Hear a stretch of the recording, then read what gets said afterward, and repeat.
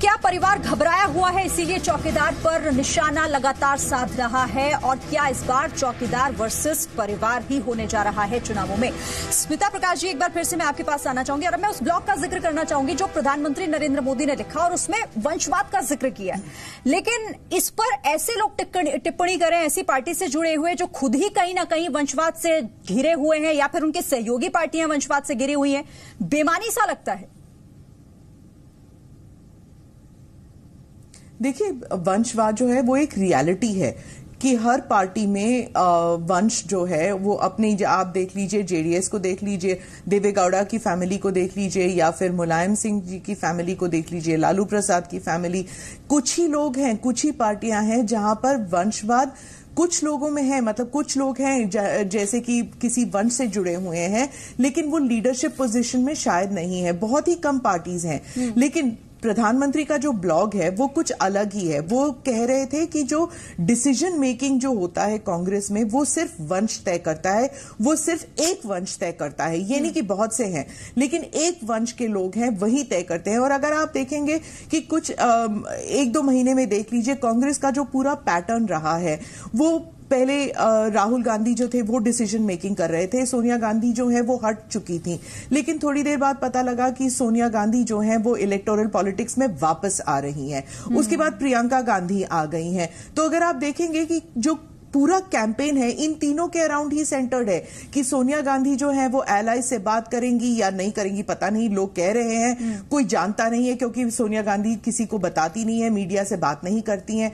और प्रियंका गांधी जो है कहा था कि वो सिर्फ उत्तर प्रदेश संभालेगी, लेकिन वो गुजरात गई थी सीडब्ल्यूसी की मीटिंग के लिए। वहां पे उन्होंने एक रैली को संबोधित किया था। अगर सिर्फ सीडब्ल्यूसी की मीटिंग के लिए जाती तो अलग बात थी, लेकिन एक रैली को संबोधित किया तो एक वंश जो है वो पूरा लीडरशिप ले रहा है कांग्रेस का, सिर्फ राहुल गांधी ही नहीं। और उसमें वो टिप्पणी कर रही है प्रियंका गांधी वाड्रा कि हम डरने वाले नहीं हैं, जितना डराया जाएगा उतनी मजबूती से उभरेंगे। इस ब्लॉग में डर कहां दिख रहा है कांग्रेस को? देखिए, अगर डरना था तो मतलब अगर डराना था तो बीजेपी रॉबर्ट वाड्रा को जेल में डाल देती। कोई ना कोई केस के अंडर किसी ना किसी को। आपने कोई भी विक्टिमाइजेशन देखा है? रॉबर्ट वाड्रा 5 साल हो चुके हैं और 2014 के चुनाव में कंटिन्यूअसली कहा जा रहा था जीजा जी दामाद जी, सारा वक्त यही कहा जाता। लेकिन आपने कुछ देखा, कुछ हुआ? 5 साल जो है वो लोधी गार्डन में सैर कर रहे थे, कहां पर विक्टिमाइजेशन देखने को मिला? हाँ, अब जाके at the end of 5 years आप देख रहे हैं कि कुछ केसेस है। तो अगर डराना होता तो पहले ना डराते। कहीं पे भी कुछ भी देखा है आपने 5 साल में? मुझे तो कुछ नहीं दिखता। आई एम सेइंग दिस बाहर बैठकर, not as a politician. Politicians अलग उनका नजरिया होगा, लेकिन अगर मीडिया को देखें, अगर मीडिया देखें कि कहां पे डरना और डराना, कुछ नहीं दिख रहा कि कहां पर डराया। गांधी परिवार हो या कांग्रेस परिवार हो, कांग्रेस के नेता हो, वो वही करते आए। कोई भी जेल नहीं गया। 3G 2G CWG या दामाजी, इनमें से कोई भी किसी क्राइम के लिए जेल नहीं गया। आशुतोष मिश्रा जी, आखिर किस बात का डर है? क्यों इतना डरी हुई है कांग्रेस? कि पहली बात तो ये कही जाए कि कांग्रेस डरी नहीं है। और फिर स्मिता प्रकाश जी की तरह मैं भी पत्रकार हूं और हम लोग एक पत्रकार की तरह बात करते हैं, तो इन्होंने भी एक शब्द इस्तेमाल किया कि जो है चाहती तो जेल में डाल देती। अरे ये प्रजातंत्र है, यहाँ पे न्यायालय है, जेल में डालना या न डालना न्यायालय के हाथ में। और इस स्टेटमेंट से ऐसे लगता है कि जो मिशेल ऐसे लोग हैं वो जेल में डाले गए हैं। अरे साहब, ये यहाँ पे बड़ी न्यायिक प्रक्रिया है, तो let's not make fun of the judiciary. Ashutosh Mishra ji का मजाक नहीं उड़ाना चाहिए। और कांग्रेस की तरफ से बार-बार ये आरोप लगता है कि तानाशाह रवैया अपनाया जा रहा है मोदी सरकार की तरफ से। वो इसीलिए कह रही है कि अगर चाहती तो करती, लेकिन सब कुछ एक प्रोसेस के थ्रू न्यायालय ने छोड़ दिया। एक प्रोसेस, एक प्रक्रिया के थ्रू सारी चीजें हो रही है और उस पर भी ऐतराज होता है रॉबर्ट वाड्रा को कि मुझे पूछताछ के लिए ना बुलाया जाए। उसके बाद हम लोग बात कर रहे हैं कि जो है यहाँ पे क्या है ये जो कैंपेन हो रहा है। तो मैं भी चौकीदार एक जो है चुनावी जुमला है, और अमित शाह जी कह चुके हैं कि जुमले की जो है वादा रखा नहीं जाता। तो वैसे ही ये अभी स्मिता प्रकाश जी ने पिछली बार कहा था कि हर हफ्ते बदलती रहती है बीजेपी। आ रही हूं आपके पास। तो ये एक कैंपेन है जो कि लोगों को भटकाने के लिए करा जा रहा है।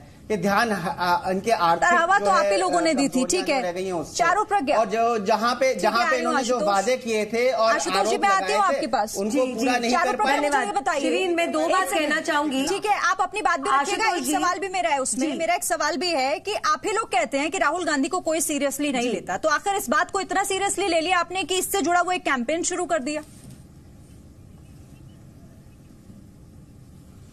हम राहुल गांधी जी को नहीं, हम कांग्रेस पार्टी की किसी भी बात को सीरियसली नहीं लेते जब तक वो तथ्यों की बात ना करें।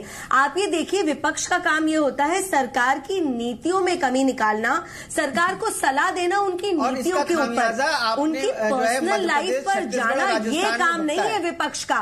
अब आप ये देखिए, यहाँ पर बैठकर जिस तरीके की बातें आशुतोष जी कर रहे हैं, अपने आप को पत्रकार कह रहे हैं।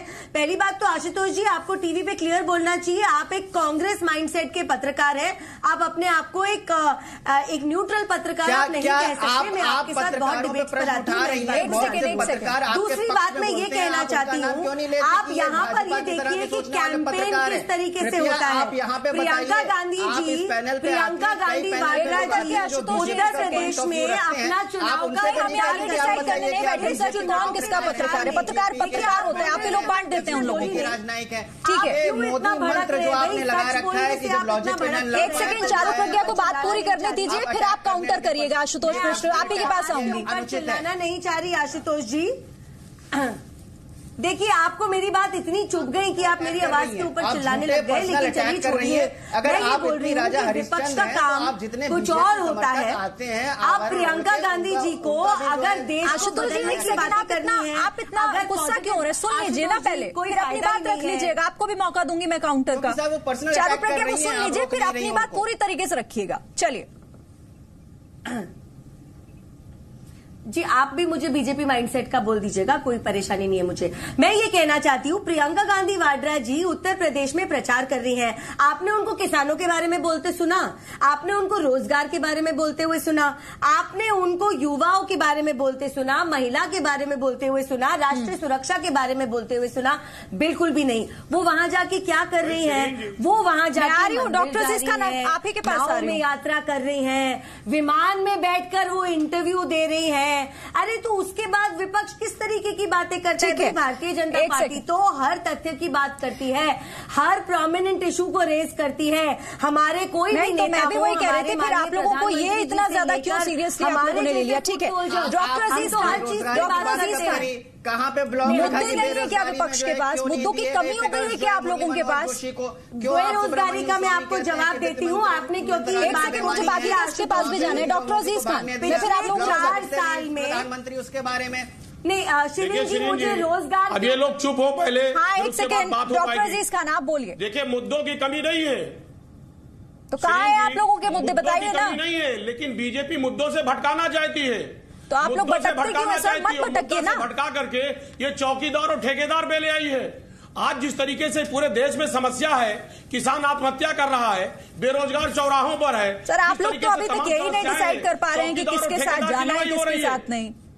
मैं डिसाइड है, लेकिन बीजेपी मुद्दे से भटका करके पूरे मामले को अलग पैटर्न पे ले जा रही है। सवाल इस बात का, इतनी बड़ी बड़ी समस्याएं देश में हैं, उस समस्या पे चर्चा नहीं हो पा रहा है, कहीं ना कहीं से भटकाया जा रहा है। एक बात, दूसरी बात मैं आपको बताऊं, एक सेकंड माफ कीजिएगा, रोक रही हैं आपको डॉक्टर अजीज खान। एक बड़ी खबर इस वक्त आ रही है, यूपी से लोकसभा सांसदों के नाम कोर कमेटी की बैठक में इन नामों पर चर्चा हो रही है। तो दिल्ली में ये महत्वपूर्ण बैठक हो रही है यूपी बीजेपी कोर कमेटी की, और लोकसभा सांसदों के नाम को लेकर बैठक में चर्चा हो रही है। आपको बता देंगे, बीते कई दिनों से इस बैठक को लगातार घंटों तक इसमें मंथन होता है, लेकिन अभी तक जो पहली लिस्ट का इंतजार हो रहा है वो साफ नहीं हो पाई। लेकिन आज ये उम्मीद की जा रही है कि बैठक में नामों पर चर्चा के साथ साथ पहली लिस्ट भी बीजेपी की आ जाएगी।